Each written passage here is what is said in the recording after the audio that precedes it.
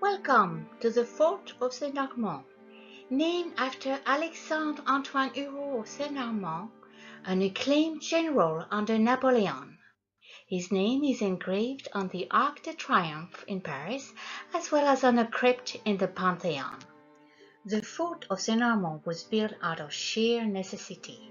When France lost the Alsace-Lorraine, after the 1870-71 war against Germany, the new borderline from Belgium to the county of Franche-Comté in France was left exposed and unprotected to a menacing Germany. It became a prime directive to reconstruct a solid barrage as close as possible to the new borderline.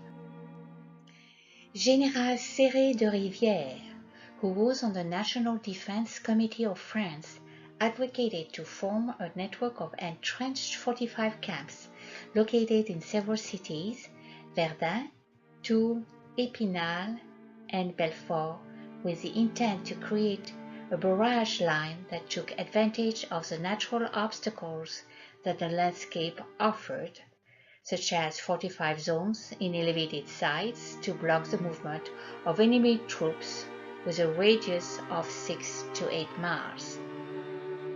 It enabled for unprotected pathways, such as in Verdun and north of Épinal, where the enemy could infiltrate but would be attacked from the back by the French troops positioned in adjacent fortified sites. In contrast, the pathway of Belfort was totally closed. As a result, the fort of Bessoncourt played a crucial role in protecting Belfort. What are the benefits of a city protected by a layout of entrenched forts? First, it moves the war front out by a radius of 13 miles, and it keeps the city protected from bombs, surprise takeovers, and famines due to a siege.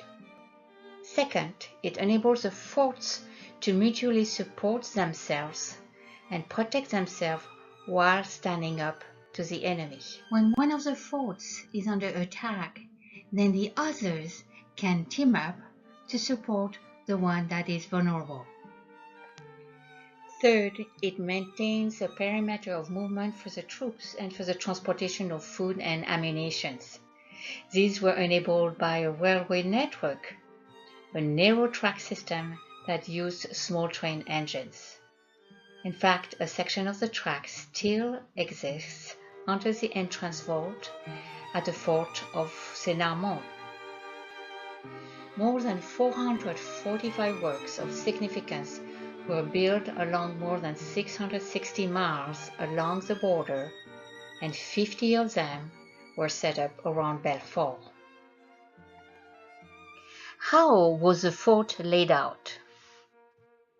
It was in a polygonal structure, with its base facing France, the base being the opening to the fort, the opposing side, that was called face of the bastion, pointed to the enemy, and on each side the salient had protruding angles. Around the structure were the glacis or the broad slopes sheltering the wall structures. Within the polygonal laid large barracks and utility buildings. By the opening facing France, large barracks or opening barracks, ammunition depots. Outward and in a semicircle arrangement, masonry shelters covered with large amount of dirt attenuated enemy bullets, and in between each shelter, platforms held the artillery. To fight the attackers that may be able to reach inside the ditches, heavy artillery was shot from the salient angles, from the scarp or caponiers, or as a second recourse from the counter-scarp. The forts were just built when Germany issued a new weapon that could pierce masonry structures. France panicked. It would be impossible to rebuild the forts with new materials. But new cement got explored, and the fort of Bessoncourt is the first around Belfort to be upgraded. These structural updates continued over the following years. The barracks are covered by 9 feet of sand, topped with 9 feet of cement. The wall of the barracks, most exposed to shots, is reinforced.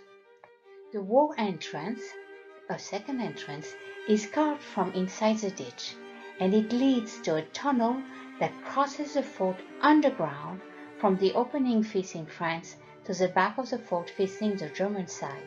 New protective surrounding walls replace fragile structures. Cannon enclosures enhance the flanks to protect smaller caliber artillery. The caponniers are replaced by less vulnerable counterscarp enclosures. Later, the fort gained 2 turrets with embrasures for cannons of 75 and 2 turrets with machine guns. The barrack is built underground, 30 to 40 feet deep, at the end of World War I, and with a network of 100 yards of passages, taking people from the lower levels all the way back to ground level through stairways or wells. During the First World War, the city provided the fort as a secondary hospital, and that was kept active during the 2 World Wars. During the Second War, it was a property of the Germans that turned it into a storage for ammunition, and that function remained even after the fort was returned to France to service the Algerian and the Indochina Wars. Purchased in 1969 by the Minister of Interior Affairs, it became a departmental pound park, then a training center for firemen, and finally a demineralization center. The commune of Bessoncourt purchased the fort in 1993, and in 1995 it was bestowed with the title of Historical Monument.